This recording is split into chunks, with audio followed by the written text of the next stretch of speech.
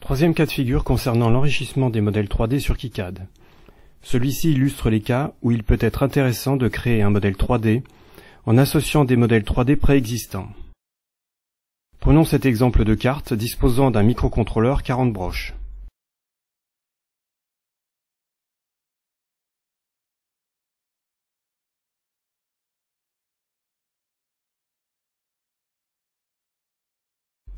Le rendu 3D de la carte est le suivant.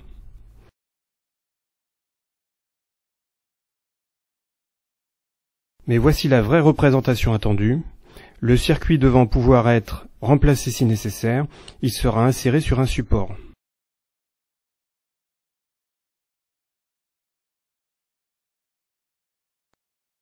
Après avoir lancé le logiciel en mode administrateur, il va falloir passer par l'éditeur d'empreintes. Charger l'empreinte du circuit intégré et ouvrir le rendu 3D.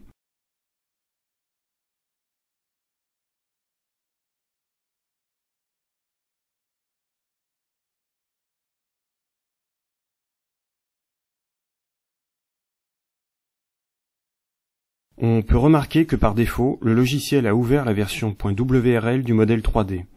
Nous allons plutôt utiliser la version .stp, la raison étant que si par la suite on souhaite modéliser un boîtier pour cette carte avec FreeCAD, ce sont les modèles 3D en version STP qu'il faut avoir.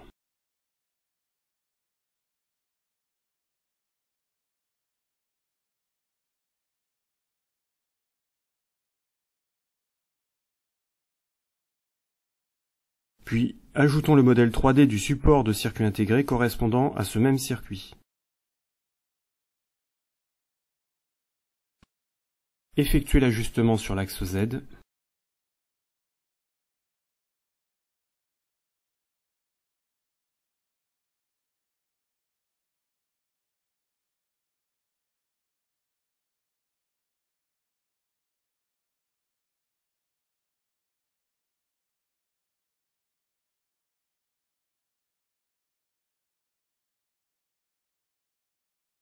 Puis sauvegardez le modèle dans une librairie personnelle avec un nom adapté.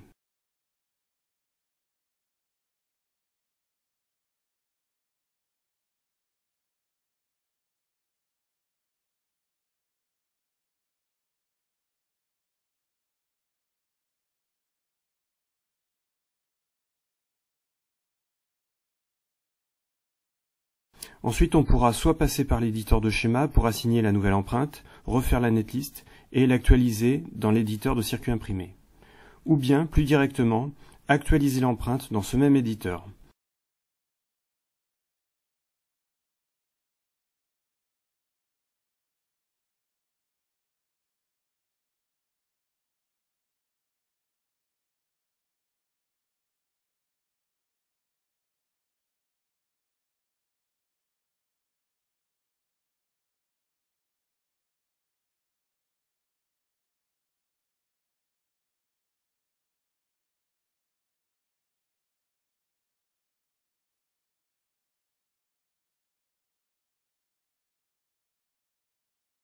Cette fois, le rendu reflète bien la réalité.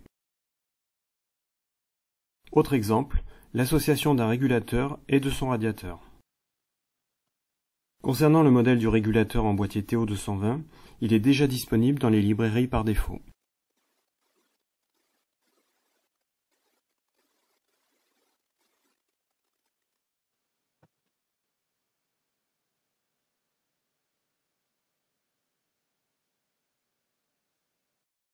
Par contre, pour le dissipateur, il faudra chercher par soi-même le modèle exact.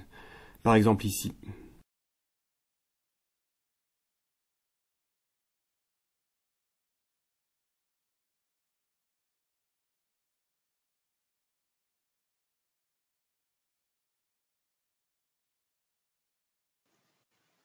L'association, la sauvegarde et la mise à jour se feront de la même façon que précédemment.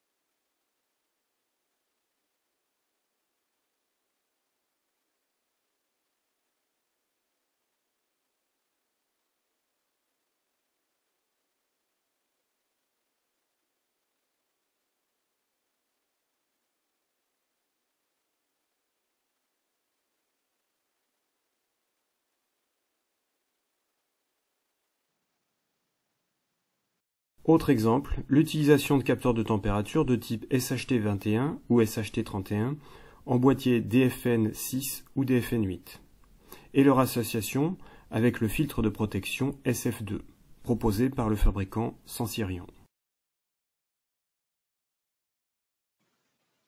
Dans le cas présent, il faudra également modifier l'empreinte elle-même pour ajouter les trous de fixation du filtre. Pour le maximum de précision, recourir à la représentation figurant sur la documentation du filtre et faire un essai sur une chute de PCB pour valider l'emplacement et le diamètre exact des trous.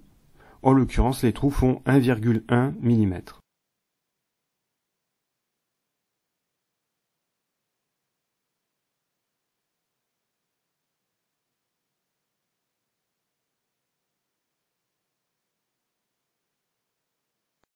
On pourrait bien sûr trouver quantité d'autres exemples où l'association de modèles 3D présente un intérêt soit pour disposer les composants sur un PCB, soit pour modéliser ensuite un support de carte ou un boîtier dont les dimensions seront fiables comme illustré ici.